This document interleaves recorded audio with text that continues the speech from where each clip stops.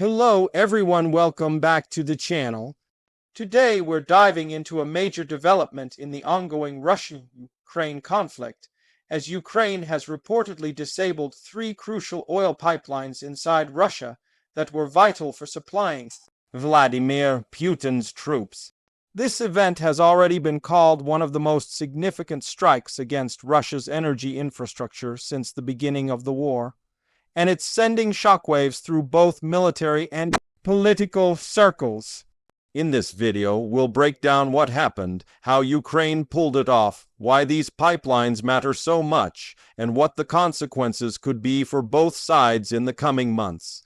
According to Ukraine's main intelligence directorate, also known as the HUR, their forces successfully carried out a special operation targeting the Koltsovoy petroleum products pipeline located in Moscow Oblast, deep inside Russian territory.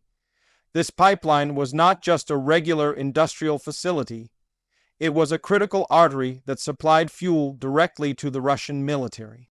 Reports indicate that all 3 lines of this massive network were disabled at once, cutting off the flow of gasoline, diesel, and aviation fuel.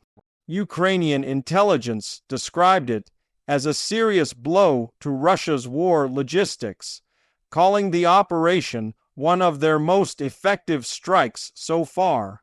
To understand why this matters, we need to remember that fuel is the foundation of any modern army. Without it, tanks stop moving, aircraft can't take off, and supply vehicles can't reach the front lines. By disabling these pipelines, Ukraine has effectively choked off a major source of the Russian military's lifeblood. It's not just about the immediate damage. It's about the ripple effects across the entire Russian logistics chain. Every division that depends on a steady flow of fuel could now be facing shortages, delays, or complete stoppages in operations.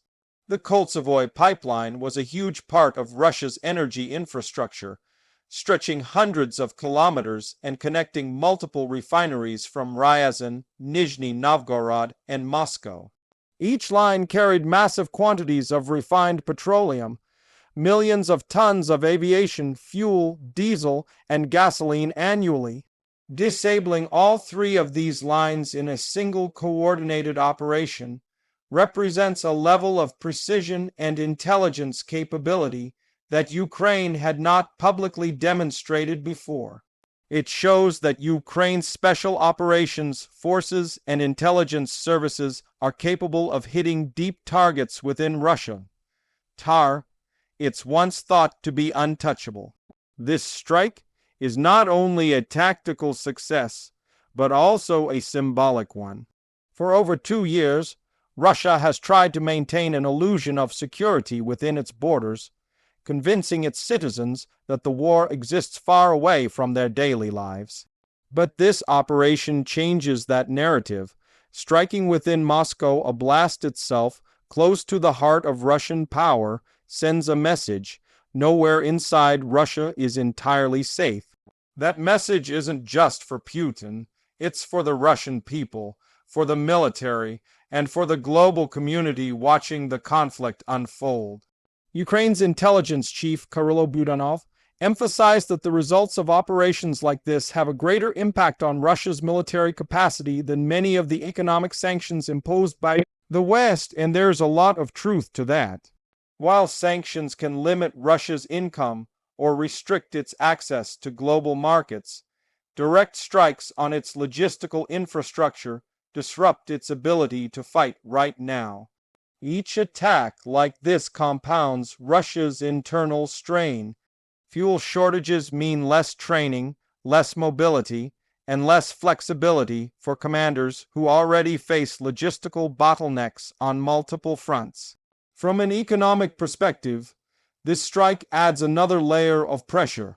Russia's domestic fuel network is interconnected, and taking out a pipeline of this scale means rerouting resources, delaying deliveries, and overburdening alternative transport methods like trucks and trains. These methods are far less efficient, more costly, and more vulnerable to further attacks. Even if Russia repairs the pipelines quickly, it's clear that Ukraine has the intelligence and capability to hit again. That constant threat forces Moscow to divert more manpower and resources to protect infrastructure instead of the front lines. On a broader scale, Ukraine's attacks on Russian energy facilities have been increasing throughout 2025. Reports suggest that Ukrainian forces have targeted nearly 160 oil and fuel installations this year alone. Each one is part of a deliberate strategy to degrade Russia's ability to fund and fuel its war. Oil revenues are the backbone of Russia's war economy, financing weapons production, troop payments, and logistics. By attacking that source directly, Ukraine is undermining the very foundation of Russia's military machine. The consequences for Russian logistics are likely to be severe. With 3 major fuel lines disabled, the supply chain will experience bottlenecks. Military units stationed in western and central Russia will need to rely more heavily on truck convoys and rail transport, which are slower and more vulnerable to sabotage or further strikes. Aviation fuel shortages could reduce the number of combat sorties the Russian Air Force can conduct, while diesel shortages could affect the movement of armored and transport vehicles. Even if these effects are temporary, they disrupt the rhythm of Russia's war effort at a critical time. There's also a psychological factor at play. Every time Ukraine carries out a successful strike deep within Russian territory, it chips away at Russia's sense of security and its propaganda narrative of control. It signals to the world that Ukraine isn't confined to a defensive posture. It's an offensive, capable power that can hit critical assets hundreds of kilometers from the front. For Russian citizens, these attacks are reminders that the war is real, that it's no longer just something they see on television. For Russian leadership, it's a warning that even their industrial and military heartlands are within reach. At the same time, Ukraine's strikes like these carry risks. There's always the possibility of escalation. Russia may retaliate with even more aggressive attacks on Ukrainian infrastructure, targeting power plants, water systems, or cities during the winter months. This pattern has been seen before. Whenever Ukraine hits deep targets, Russia often responds by hitting civilian areas in Ukraine. But for Kiev, these risks are outweighed by the strategic benefits. Hitting key Russian assets undermines the Kremlin's ability to sustain the war, and it demonstrates to both allies and enemies that Ukraine is capable of taking the fight to the aggressor. Strategically, Ukraine is now leveraging its advanced drone and sabotage capabilities to make Russia fight on multiple fronts. Front lines, air defense, cyber warfare, and now internal infrastructure defense. This multi-layered approach stretches Russia's resources thin and forces it into a defensive posture. Even if Russia can repair the pipelines, the psychological and strategic cost remains. Each repair is expensive, time-consuming, and uncertain, knowing another strike could undo the work instantly. For the global audience, this development also has implications. Disruptions in Russian oil transport can have ripple effects on the global market. Although these pipelines primarily serve domestic and military needs, any reduction in Russia's refining or production capacity can affect exports, prices, and global supply stability. This is especially true during times when global oil demand is high. However, many experts believe the direct market effect will be limited compared to the military and logistical consequences inside Russia. Another key takeaway from this incident is how warfare has evolved. Modern conflicts are no longer just about territorial gains. They're about economic warfare, cyber operations, and infrastructure sabotage. Ukraine has recognized that disabling a fuel pipeline can sometimes have a greater impact than winning a small piece of territory on the battlefield. By targeting the arteries that feed the Russian war effort, Ukraine is waging a war of attrition that strikes at the empire's core. What happens next depends on several factors. Russia will likely attempt to repair the damage quickly and might try to conceal the extent of the losses.